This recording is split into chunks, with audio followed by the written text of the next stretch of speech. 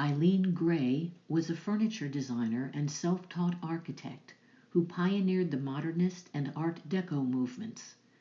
Born in Ireland in 1878, Gray learned how to lacquer and restore furniture in London and Paris in the early 1900s. There she opened a furniture restoration workshop in 1910, and after a brief stint as an ambulance driver during World War I, she returned to design. Her 1917 renovation of a Parisian apartment featured her bibendum chair and pirogue daybed, and was hailed as the epitome of Art Deco. Gray designed a house in Monaco she called E1027. Architects and artists stayed there, including Le Corbusier, who in 1938 painted the walls with murals of naked women. This violated Gray's plan that walls remain blank, and was later called out as an act of naked phallocracy. Gray died on Halloween in 1976. She is buried in Paris at the Père-Lachaise Cemetery, but no one knows where. As far as I know, Norma Sklarek wrote in 1975, "I am the first and only black woman architect licensed in California.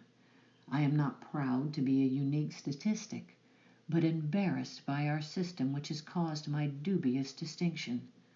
Born in 1926 in Harlem, Sklarek was the first of many, the first black woman to graduate from Columbia University School of Architecture, the first to become a licensed architect in the state of New York, and the first black woman member of the American Institute of Architects. But these firsts did not come easily. Because of her race and gender, she was rejected from 19 architecture firms before she joined Gruen Associates in 1959. There she managed large-scale projects like the U.S. Embassy in Tokyo and the Fox Plaza in San Francisco. In the 1980s, she directed the $50 million construction of Terminal 1 at the Los Angeles International Airport.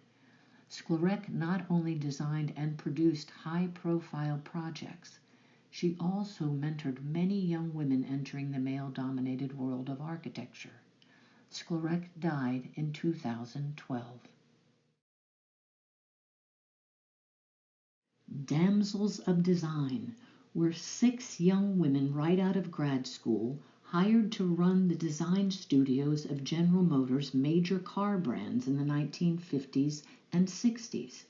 Sue Vanderbilt was at Cadillac. Ruth Glennie and Jeanette Linder headed Chevrolet.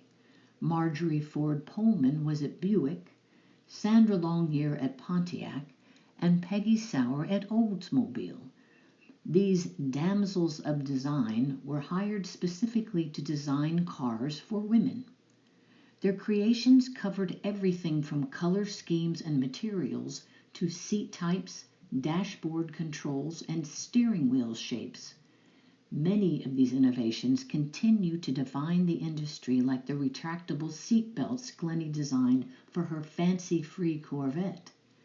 Aware of their trailblazing status, Vanderbilt spoke for all of them when she said, "We particularly enjoyed proving to our male counterparts that we are not in the business to add lace doilies to seat backs or rhinestones to the carpets, but to make the automobile just as usable and attractive to both men and women as we possibly can."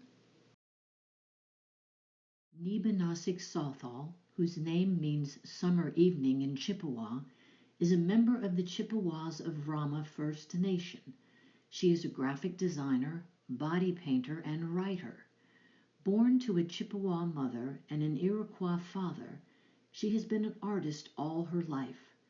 As a girl, Sothal made beaded animals, dream catchers, and friendship bracelets, and sold them to her family and friends.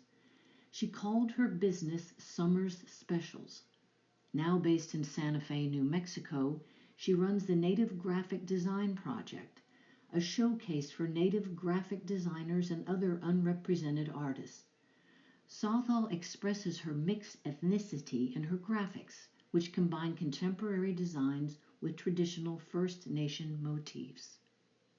Guda was a 12th century German nun who illustrated medieval manuscripts. In one of them, the Homilary of St. Bartholomew, she not only signed her name, a very unusual thing for a medieval nun to do, she also painted a portrait of herself in one of the letters, making her one of the first women in Western art to create a selfie. Other medieval nuns illuminated manuscripts. The 10th century Spanish nun Enda decorated some of the most beautiful manuscripts of her time. Lay women illuminated manuscripts too. Jeanne du Montbaston, who lived in Paris in the 1350s, included a portrait of herself in a manuscript she illuminated, as did a woman named Chloricia, who drew herself hanging from the letter Q in a book she decorated around the year 1200. Ruby Lindsay was the first woman in late 19th century Australia to have a successful full-time career as a graphic designer. Born in 1885 in Chiswick, Lindsay left home at 16 and moved to Melbourne. Like other arts and crafts graphic designers, Lindsay hand-drew her typefaces and illustrations, which appeared in magazines and books. One of her works won a first-class diploma in the 1907 Women's Work Exhibition in Melbourne, but her successes were often overshadowed by her brothers, who were also graphic designers. To establish her identity as an artist, Lindsay often signed her work Ruby Lynn, L-Y-N-E, or Ruby Lynn, L-Y-N, as an act that also defied her society's gender biases against women in the public sphere. Lindsay died in 1919 and is buried in London in the Hendon Cemetery. Ruby Lind, L-I-N-D, is the name on her gravestone.